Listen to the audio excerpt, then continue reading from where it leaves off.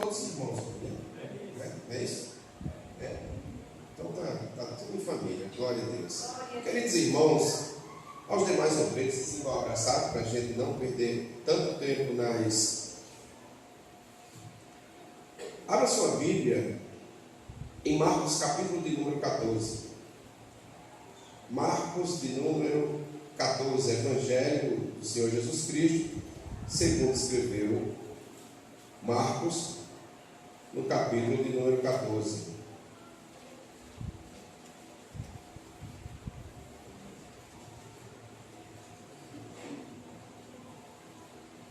Capítulo de número 14, nós vamos ler apenas 10 versículos. Você gosta de ler a Bíblia? Se você não fez essa tarefa, eu vou colocar você para fazer hoje, porque eu não consigo pregar apenas com meio versículo, uma parte do versículo. Eu não tenho esse talento todo. Eu só consigo se tiver todo o texto. Capítulo de número 14, a partir do versículo 32. Obrigado. Jesus no Getsemane, culto de missões. Eu sou um pregador evangelista para missões mesmo. Capítulo de número 14, verso 32 diz assim: e foram a um lugar chamado Getsemane, e disse aos seus discípulos: assentai-vos aqui enquanto eu oro. E tomou consigo a Pedro, Tiago e a João, e começou a ter pavor e a angustiar-se profundamente. E disse: estou triste até a morte, ficai aqui e vigiai.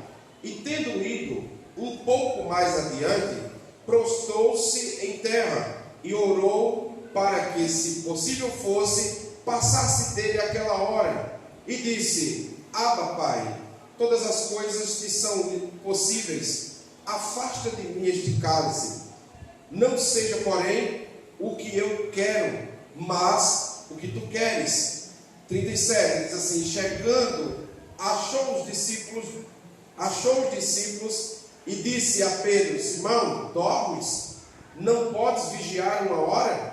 Vigiai e orai, para que não entreis em tentação. O espírito, na verdade, está pronto, mas a carne é fraca. E foi outra vez e orou, dizendo as mesmas palavras. E voltando, achou os discípulos outra vez dormindo, porque os seus olhos estavam carregados ou pesados, e não sabiam o que responder-lhe. E voltou a terceira vez e lhe disse: dorme agora, descansai, basta, é chegada a hora. Eis que o Filho do Homem vai ser entregue nas mãos dos pecadores. Levantai-vos e vamos, eis que está perto aquele que me trai. Amém? Podeis sentar, meus irmãos? Glória a Deus. Queridos irmãos, a Escritura ela é completa. O maior fundamento que temos de base de fé é a nossa Bíblia Sagrada. As Escrituras é o único fundamento que pode consolidar os nossos corações e dar a certeza que estamos fazendo a coisa certa. Esse texto aqui, ele traz para nós alguns momentos, por que não dizer os últimos momentos, de Jesus Cristo. E nesses últimos momentos de Jesus, não é aquele prato em que a gente vimos hoje, em a maioria dos cultos, inclusive na igreja que eu faço parte, e eu sou um combatente, porque eu sou um homem da escola dominical. Eu sou um presbítero que estou há 18 anos dando aula consecutivamente. Eu não sou alguém que estou dando aula assim, por aventurar-se em um cargo. Não é aquela pessoa que achou que aquele cargo de escola dominical é um cargo em que você está nele e logo se abusa e parte para outro. Eu sou alguém que tem vocação no que faço. Por que eu sei que tenho vocação? Porque eu faço porque amo. Eu não faço porque sou pago. Eu pago para estudar e pago para receber recursos intelectuais fora para levar para a igreja, levar para o meu alunado. Isso prova que o combustível do meu coração não está voltado pelas barganhas que se pode fazer com Cristo. Não estou para barganhar com Ele, porque Ele já me deu o maior presente que eu poderia receber na terra, que é a salvação. Oxalá que todos os cristãos pudessem acentuar-se no seu coração e ter senso de chamada. O senso de chamada é aquilo que você faz e faz porque você tem fogo eterno dentro de você, vigor eterno para fazer. Não é preciso um pastor comissionar você, não é preciso um pastor ficar fazendo tanto apelo para assumir um departamento, mas você, pela vocação, você se candidata. E não sei falar, mas se candidata, porque acredita, como foi dito aqui, que Deus capacita, e você busca capacitar-se. Não só acredita na capacidade que Deus pode trazer sobre você, mas você avança na capacidade de Deus. Como assim, irmão Lindinaldo, presbítero Lindinaldo? É quando você é vocacionado, existe uma chama que é acesa dentro de nós, e essa chama ela é alimentada com duas coisas: fome e sede da palavra de Deus. Você quanto mais lê, mais quer; quanto mais estuda, mais quer aprender; quanto mais sabe, mais pensa que não sabe nada.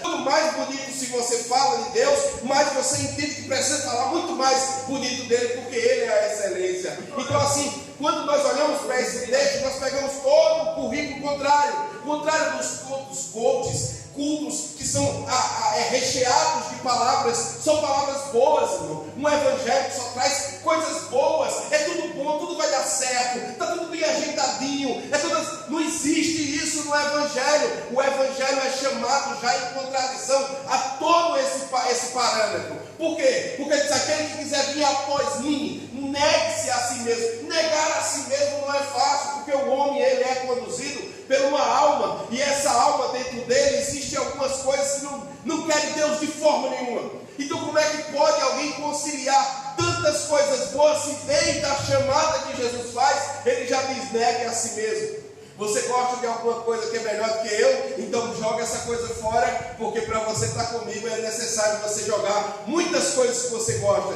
Inclusive, tem coisas que nós gostamos que pensamos até que não é pecado, mas ele manda jogar fora porque ele é a melhor parte do bolo para nossas vidas.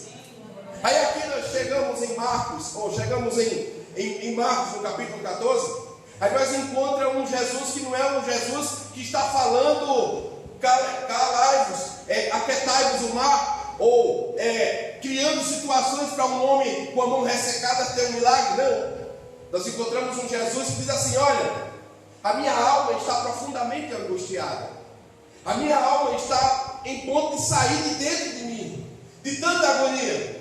Aí ele convida os três mais próximos e leva ao monte Getsemane, e lá ele vai orar. Ele diz: ó, fica aqui vocês, que eu vou um pouco mais adiante orar. E quando ele começa a orar, já não é aquela oração em que ele faz quando vai ressuscitar Lázaro, que ele grita bem alto, diz: eu digo isso não porque eu não acredite, mas eu digo para que eles creiam, eles escutem e creiam que tu me enviaste. Não, aqui ele ora, mas ele ora vendo a eternidade e vendo aquilo que esperava por ele no futuro. Lá ele vê os algozes, e no Getsemane é um lugar onde é chamado lugar da prensa. É lá onde ele vai ser imprensado, é lá onde o azeite vai ser retirado dele, é lá onde todas as coisas vão ser vistas por ele. E ele vê uma coisa que ele nunca viu sobre ele. Ele vê o pecado, ele vê uma humanidade caída, e ele diz: a minha alma está profundamente angustiada. Alguns cientistas, estudando as reações que Jesus teve nesse momento aqui, dizem que a angústia, isso é uma definição científica, a angústia é uma sensação que a coronária vai explodir, é uma sensação do peito que o homem está tendo um infarto, está infartando, e quem já teve infarto sabe que a dor é terrível. Mas Jesus ele vai para o monte e ele já comunica aos seus discípulos: a minha alma está profundamente, ela não só está angustiada, existe uma profundidade de angústia sobre ele. E isso acontece, e os discípulos ficam orando? Não, os discípulos dormem, cansados dormem, e Jesus vai orar no sofrimento da agonia, de tudo que haveria de vir sobre ele.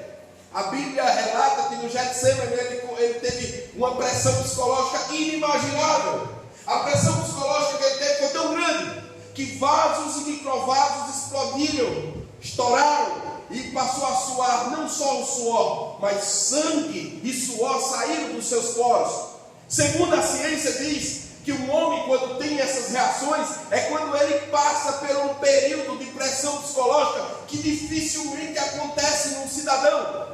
E aparece uma doença que é uma doença muito rara, para que as glândulas sudoríparas venham explodir, chamada hemadendrose. Hemadendrose se define em quê? É quando as glândulas sudoríparas elas explodem e vasos e microvasos abundantemente faz com que saia sangue misturado com o suor. Mas isso aconteceu por quê? Por causa de mim e de você.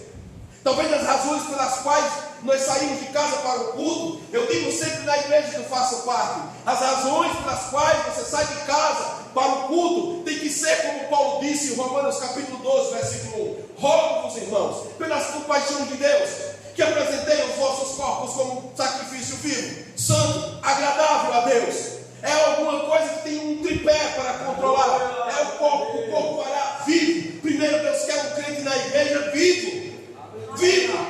Ele vem com todo vigor. Eita, é culto, glória a Deus. Eu vou lá porque tenho um compromisso com Deus. Eu tenho um propósito com Deus. Vivo. Depois, agradável. Tem que ser agradável a Deus. Você não vai arrastado. Eita, como eu estou cansado. Só vou pela graça. Aqui você história de usar a graça porque vou pela graça. Que nada. Você vai porque reconhece quem foi que te salvou. Reconhece o sacrifício de Cristo. Ou então nós não sabemos qual é a razão pela qual fomos salvos. Ou então é aquele crente chamado crente pelagiano, que o Pelágio dizia que o homem tem poder de intervir na salvação. Eu fui salvo porque eu quis ser salvo. Que conversa é essa? A salvação é pela graça. E graça é um favor imerecido. Não tem ninguém que tenha merecimento. Aí Paulo diz, não é pelas obras, não é porque eu quis, não é porque eu fui, não é porque por causa disso, diz, não é por causa disso para que ninguém vinha botar um tripé aqui e dizer, esse vangloriar que é salvo porque quis ser salvo, é salvo porque foi, aí querer tirar isso como uma satisfação. Ah, essa pessoa não é salva porque não foi, foi Deus que te encontrou, foi Deus que foi até você, foi Deus que apresentou o plano de salvação. Foi o Espírito Santo que te convenceu. Foi o Espírito Santo que disse isso aqui que está escrito. A minha alma está profundamente angustiada. E picou a sua consciência. Picou a sua alma. E você ficou pensando, como esse Jesus sofreu por mim? Como pode alguém me amar desse jeito? É a picada do Espírito Santo na consciência que não deixa o homem em paz. O homem fica perturbado e diz, meu Deus, existe um amor tão grande. Existe alguém que me amou de verdade. Que substituiu. Morte substitutiva. Lá no Getsemane, ele não sobe como um morto-vivo. Ele não sobe com os desígnios de querer recuar. Eu já vi pessoas dizendo em cima do púlpito que Jesus tinha o livre-arbítrio dele, ele poderia voltar, meu Deus do céu, isso é destruir a obra e a pessoa de Jesus Cristo. Para quem não estudou teologia, é uma desgraça quando o homem quer mexer na graça de Deus. Se torna desgraça porque mexer na graça de Deus, sem ter entendimento, piora as coisas. Jesus não tinha como voltar. Não existia em Jesus esse espírito de voltar. Existe em mim e em você. Porque nós, como homens naturais, mesmo sendo uma vez salvos, nós costumamos olhar para a vida do outro irmão e começamos a mediar a nossa fé tirando o alvo e a centralidade de Cristo e olhando as fraquezas do outro irmão, olhando as quedas, as necessidades, os declives e as limitações humanas. Mas quando olhamos para Cristo, viramos leões valentes, leões bravos, homens que não tinham nem intelectualidade. Se você me visse há 15, 20 anos atrás, eu não tinha dicção nem para falar. Mas em Cristo ele faz uma fortaleza diferente. Nós temos em Cristo as virtudes do Espírito, a qual nos municia, a qual nos dá capacidade suprema para fazer o que Cristo quer que seja realizado. Aí chega Jesus e diz para o seu discípulo, olha, a minha alma está profundamente angustiada. E os discípulos viram o que aconteceu no Getsemane. Só que Jesus não desce lá para receber já a vitória. Porque muitos é assim, né? Passou um pouquinho de luta. Aí disse, mas Jesus, cadê minha vitória? Que não chegou ainda. Estou numa luta tão grande, danado. Você não sabe o que é luta. A pior luta sua não chega um segundo da luta de Cristo. Porque Jesus ele tinha algo que eu e você não tem. Nós oramos, muitas vezes oramos da boca para fora. não passa nem do teto. Jesus não, Jesus tinha comunhão. Quando ele dobra o joelho, ele já olha e vê todo o cenário espiritual do lado dele. O mundo que é natural se torna um mundo espiritual para ele. Ele vê os algozes, ele vê o pecado caindo sobre ele, ele vê a humanidade toda. Ele não vê um pecador caindo sobre ele, ele vê ele sendo o substituto do mundo. Ele vê ele substituindo a queda de Adão. De Adão até chegar no Novo Testamento, ele pega tudo que tem de lixo, de podridão, de desgraça, de promiscuidade e cai sobre ele. Porque ele era a ovelha substitutiva, ele era o sacrifício substitutivo de Deus, ele era o que iria podar novamente as árvores, ele ia dar vista novamente aos cegos, ele ia abrir a consciência espiritual e trazer de volta a reconciliação em Deus, e para isso o sofrimento era o galardão dele. Isaías diz: e ele verá o seu trabalho penoso e se alegrará. Olha, nós temos um mau costume. Vou usar animal, vou usar M-A, um acento em cima do A.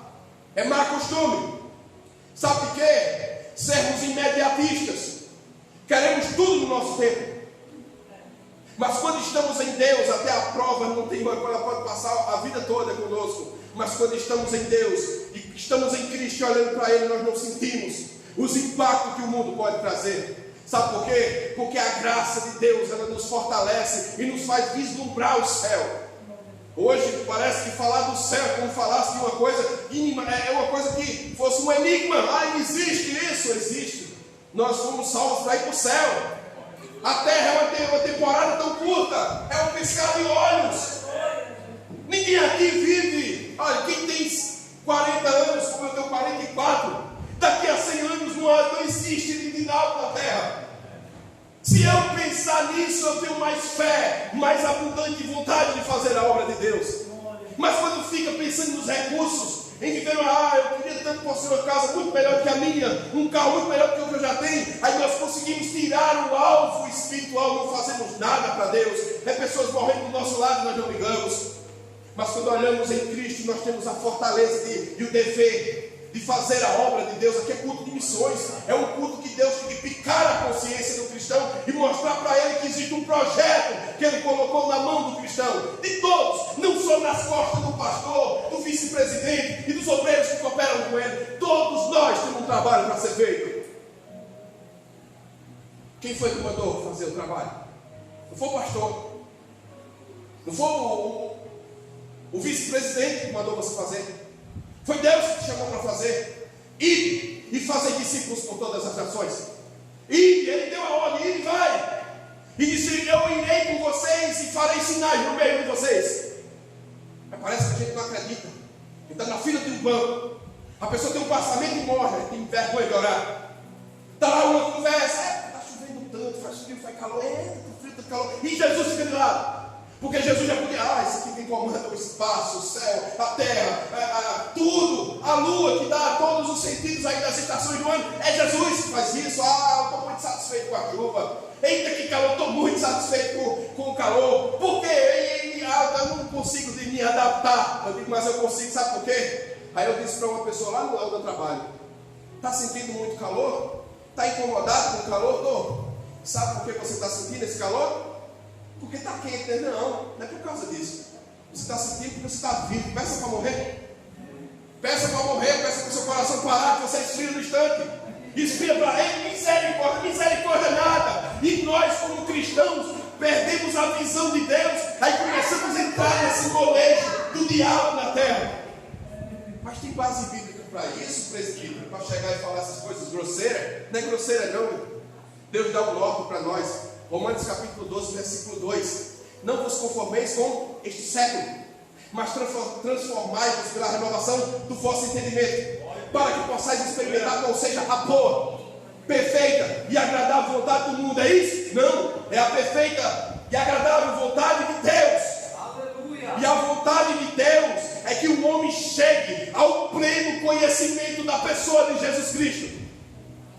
Lá em João 6, o que é que Jesus diz? A minha obra é esta, que me conheçais e sabeis que Deus me enviou, que o Pai me enviou. Esta é a primeira obra. é saber que Deus enviou a Jesus Cristo. Então nós dizemos para as pessoas isso: Deus enviou Jesus. Para quê? Para te salvar, para me salvar, para mudar a nossa história. Que história? A história nossa que nós estávamos caminhando para ir para o inferno, e agora a nossa história está agora na eternidade. Estamos caminhando para ir para o céu. Este é o sofrimento substitutivo de Cristo. Mas ele desce. Quando ele desce, diz em João 19 que uma guarda romana esperava ele, e diz que os guardas começaram a tirar aquela chacota. Não és o Filho de Deus? Aí diz que e eles o esbofetearam no plural. Está escrito assim: e os guardas o esbofetearam no plural. Não foi um só bofete. Ele não levou uma só bofetada. Depois que ele sai, depois os poros suados de sangue, poças, vasos, microvasos que explodiram naquele momento, lavaram de sangue, ele desce para ser esbofeteado. Esbofetiam ele. Está escrito lá em João 19.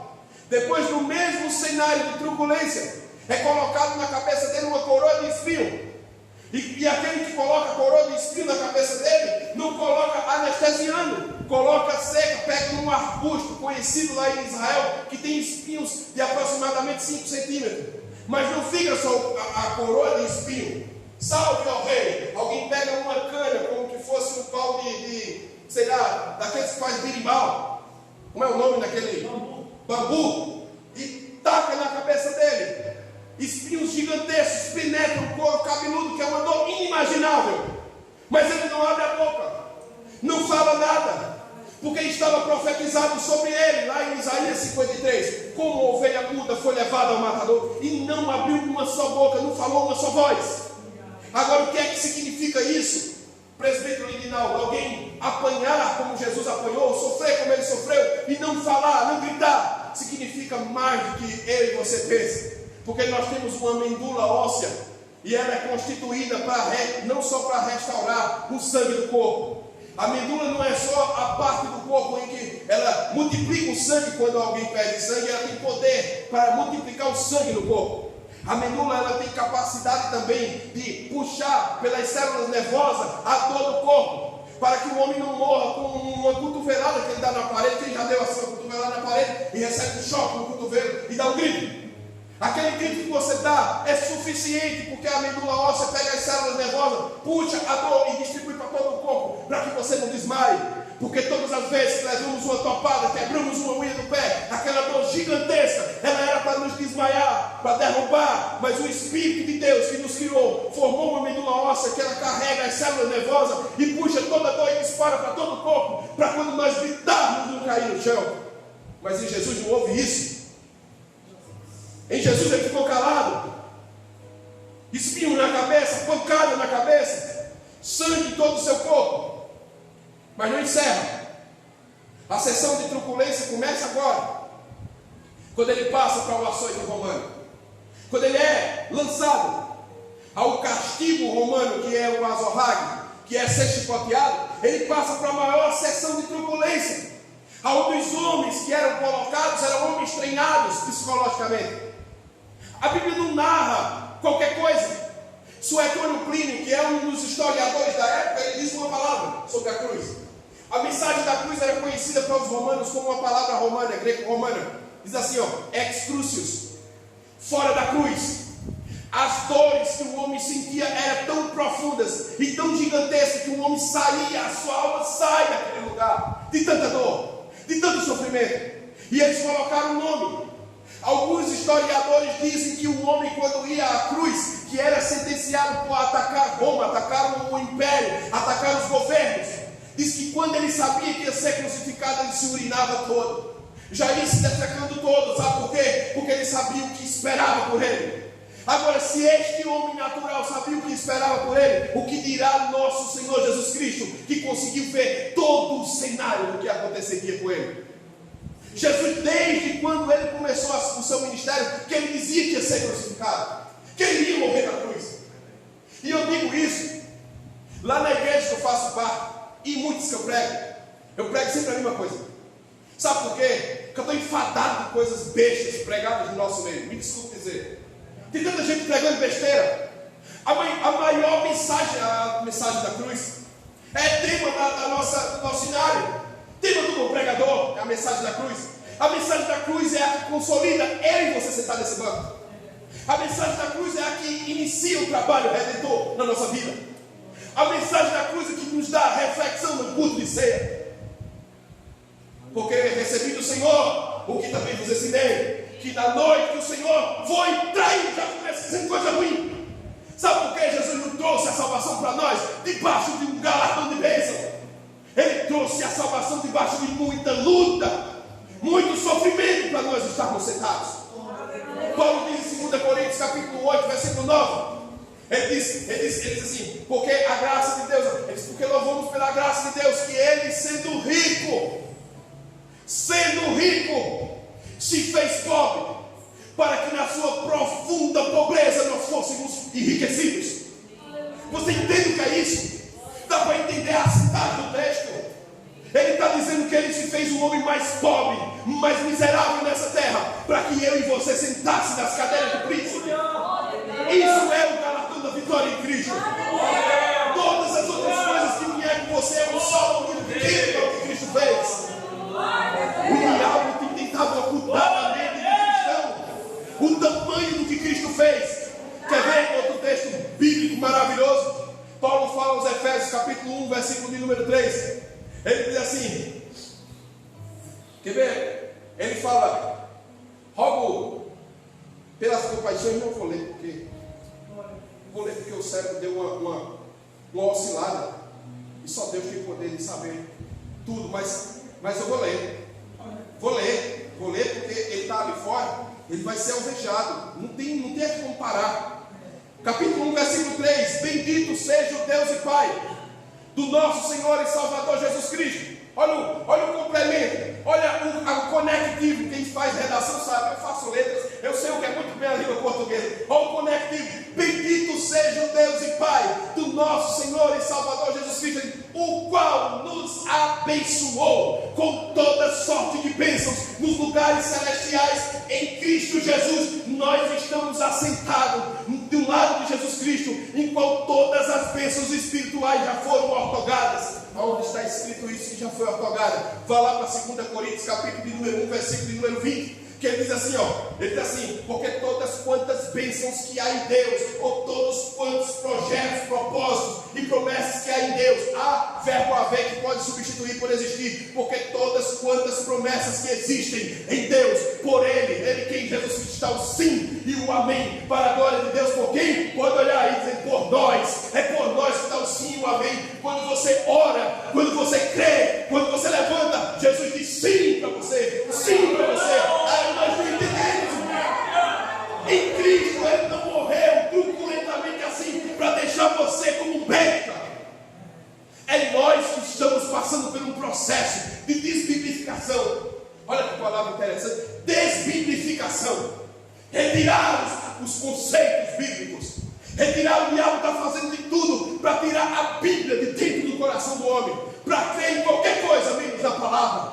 A palavra é o alicerce. A palavra é o sustento, a palavra é a bússola, é o norte, é a convicção. A palavra é a convicção do cristão.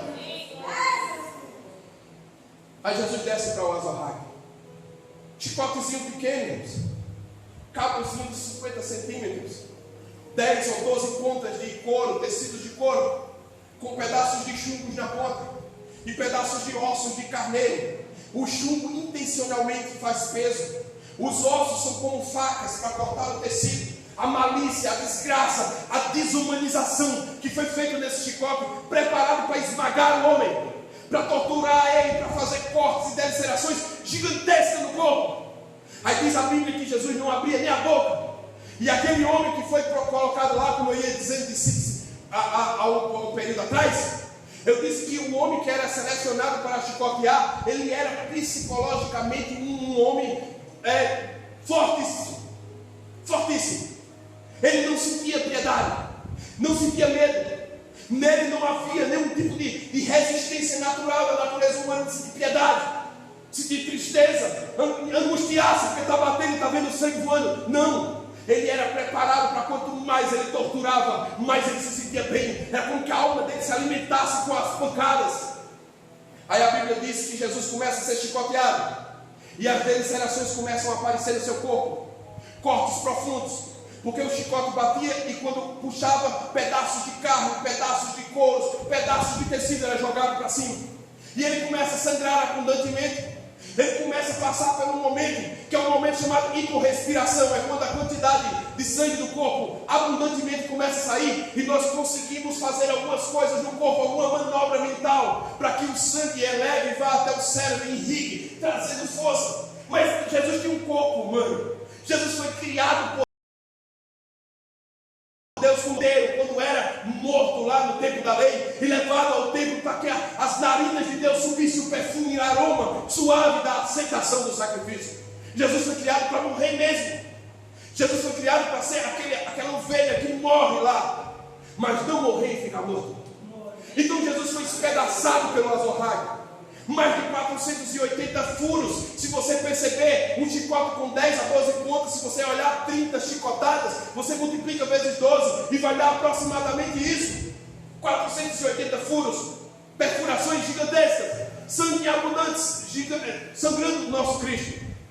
E quando ele sai de lá, ele não sai já dizendo, venci, está tudo certo. Não, ele sai de lá e pega uma haste com aproximadamente 80 a 70 quilos. Porque a haste que é dita lá, Jesus não carregou uma cruz completa, ele carregou um dos postes, porque um dos postes ficava já cravado no chão, e era colocada aquela haste que faz o cruzamento. Ele levava só a haste possuía aproximadamente entre 70 a 80 quilos. Agora, depois de perder mais de 1,5 litro de sangue, sem força, porque perder sangue causa fraqueza, ânsias, sede, e quem está sofrendo com perfurações, alguém que leva um tiro de munição, ou um tiro com um projétil de pistola, quando transfixa e passa de um lado para outro, rasga uma veia abundantemente, primeira coisa que a pessoa que está ciscando no chão diz, dá um pouco d'água, eu estou com muita sede, porque perca de sangue faz criar sensação de sede, e uma sede que não se mata. Se der sangue, se der água naquele momento, a pessoa morre. É da água, a pessoa entra num processo chamado hiporrespiração, ele perde a oxigenação na mesma hora. Então Jesus teve isso. E por cima disso, os cientistas dizem que ele teve um choque hipovolêmico.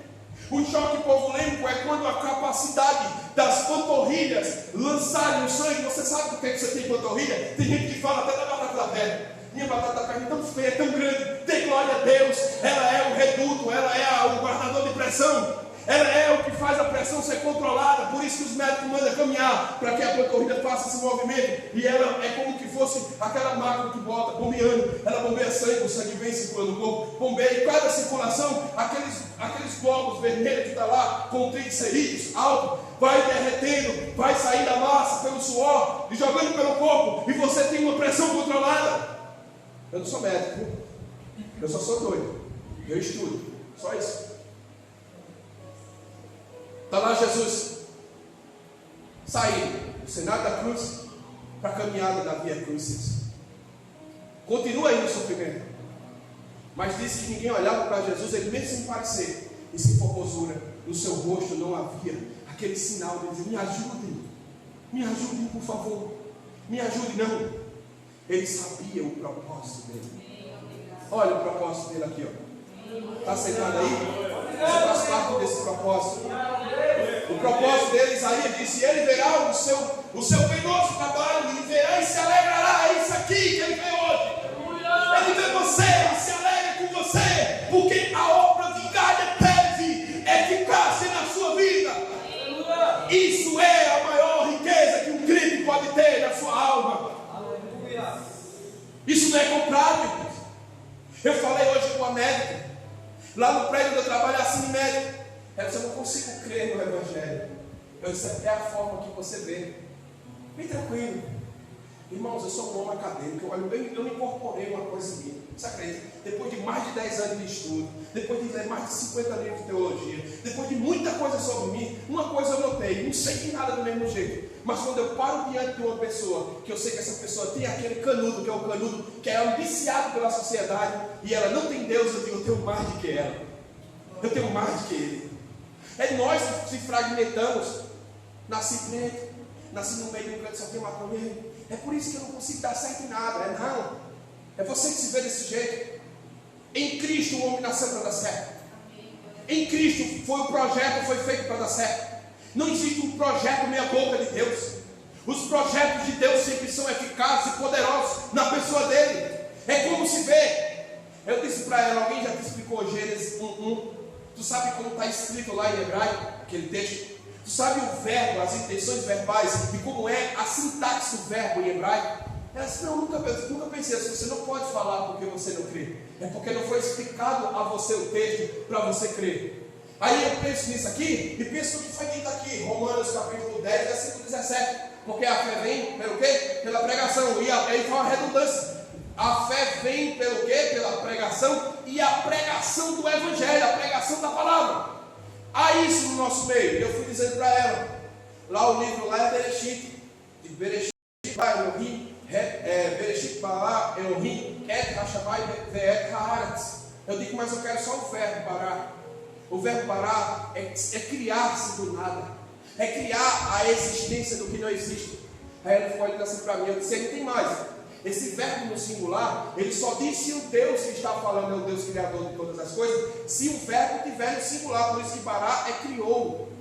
Criou é no singular. Não está no plural, porque Elohim, tem muitos deuses na Bíblia, mas quando é Elohim e vem com o verbo de criar no singular, aí diz que é o Deus verdadeiro. Aí ela ficou olhando assim para mim, ela disse, como é que você sabe assim da gramática dessas outras línguas? Eu disse, tem tantas coisas que eu sentado aqui como um porteiro de um prédio que você não conhece de mim. E ela já começou, isso faz sentido ou não faz? Razoavelmente na sua razão, dá para acreditar? Ela disse, dá. Eu digo, já está mudando. Você não acredita em Deus até que alguma coisa seja colocada em você com razão. Porque a Bíblia também implica a razão. Porque o que foi pregado entre vós, o que foi entendido por vós, este é o Evangelho que foi pregado. Paulo diz o que foi entendido por vós, porque há entendimento, há razão humana. A razão ela é aberta quando o Espírito Santo de Deus passa a trabalhar no coração e quebra o modelo que é incrédulo. Mas retornando para a cruz, finalizando, Jesus não ficou só no sofrimento. Paulo diz, Filipenses capítulo 2, para nós encerrarmos, versículo de número 5: de sorte que haja em vós o mesmo sentimento que houve em Cristo Jesus, que estando em forma de Deus, não usurpou o ser igual a Deus. A palavra forma vem de um vocábulo grego chamado formas, que quer dizer a perfeita imagem, a perfeita condição e a expressa imagem daquilo que não foi visto pelo homem nenhum e estava lá de frente do homem. A expressa imagem, a perfeição estava de Deus na pessoa de Jesus Cristo. E Paulo estava dizendo, eles estando em forma, na perfeita qualidade, os atributos cognitivos e incognitivos, todos lá em Cristo estavam diante do homem. E diz assim, não usurpou ser igual. A palavra usurpar aqui não é você diminuir, e nem eles se desvestir dos atributos divinos. Aqui é ter poder de equilibrar as coisas e colocar os atributos de lado, e mesmo estando com todos eles, resolver não usar, resolver se limitar-se por si próprio. Jesus tinha equilíbrio sobre o seu poder. Ele se autolimita, não se joga fora os atributos. Ele pega o atributo e coloca o atributo de onisciência limitado. Poucas partes ele usou. A onipotência, poucas partes ele usou. Mas ele usou a onipotência e usou. Perguntaram a ele, viemos prender a Jesus de Nazaré. Ele disse, eu sou. Não aconteceu nada naquele momento. Mas depois perguntaram, buscamos a Jesus. Ele disse, eu sou. Ele disse, serei, terie, achei, erie. Ele disse um verbo lá em hebraico, está lá em Êxodo capítulo 3. E quando ele diz isso, o céu treme, a terra se balança e todos vão à lona. Existia um Deus, completamente Deus naquele momento. Aí tem gente que diz, foi só a unção do Espírito. A unção do Espírito é o catecismo, é o que deveria se cumprir como espetáculo, mas não era o que Jesus realmente é. Jesus sempre foi Deus. Paulo disse, nele estava corporeamente toda a deidade de Deus, toda, não havia pedaços de Deus nele. Ele era Deus supremo completamente. Aí a Bíblia diz que Paulo dizendo assim, ele diz, mas humilhou-se a si mesmo, tomando a forma de homens, e esvaziando a si mesmo, a virar um homem normal que pode morrer, e indo à morte de quê? Ele acabou de pregar a morte de cruz. Agora, olha o conectivo, olha como é interessante ao português nosso. Não fica parado a Bíblia. E esvaziando a morte de cruz, ele disse, mas Deus. Esse mais aí é uma partícula chamada adversativa conclusiva. Mas Deus o exaltou soberanamente. Soberanamente, acima das exaltações de qualquer anjo, principados, potestades, reis, governos, impérios.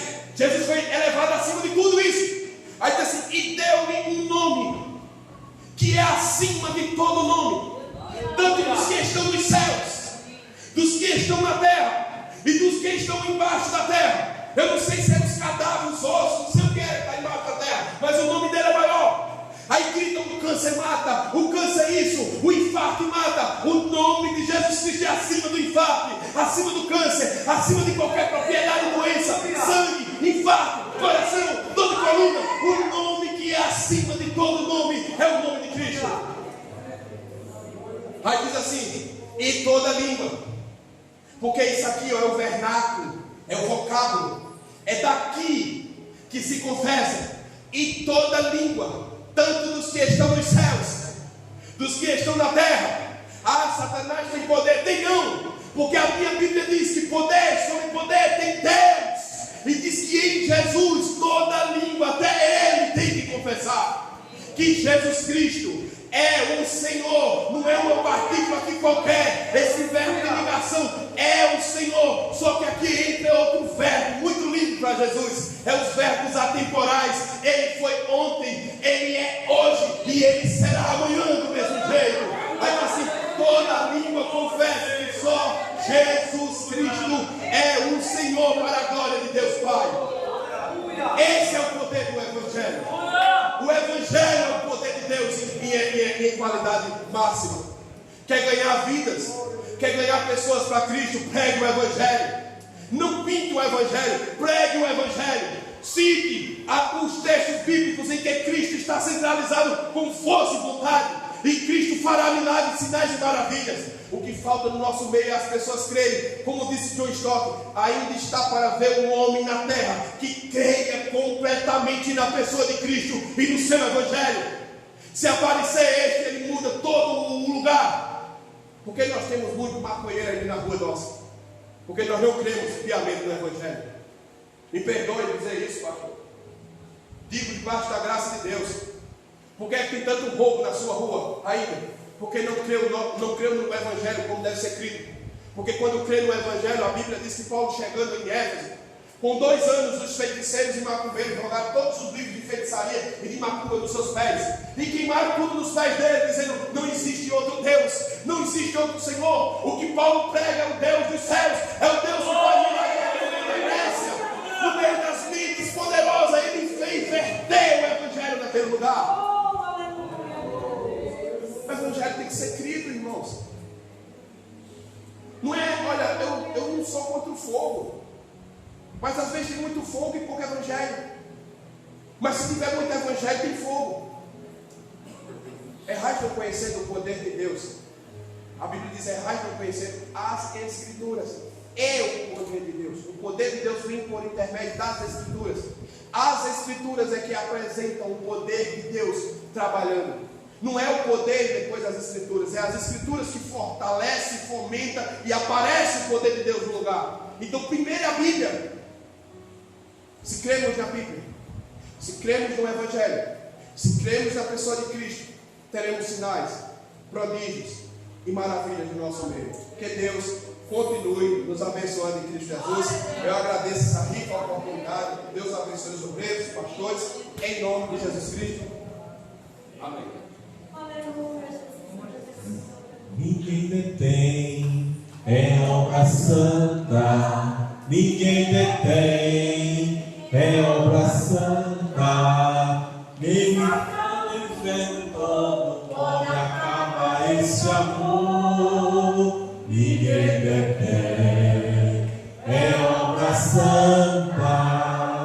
Essa causa é do Senhor. Glória a Deus, irmãos. Eu vou convidar o primeiro secretário para nós darmos 1 hora de oportunidade da administração, porque essa pregação é bênção, não é Bíblia, Deus enche o nosso coração, é isso que Ele faz. Irmão, sem muito delonga, eu dou um andamento com o pastor Cabral. Quero agradecer primeiro ao secretário que dá essa oportunidade de estar na regência aqui desse culto, ao pastor presidente também, ao vice-presidente e a toda a minha igreja, em nome de Jesus. Amém? Glória a Deus. Amados e queridos irmãos, é maravilhoso meditar na palavra do Senhor. É gostoso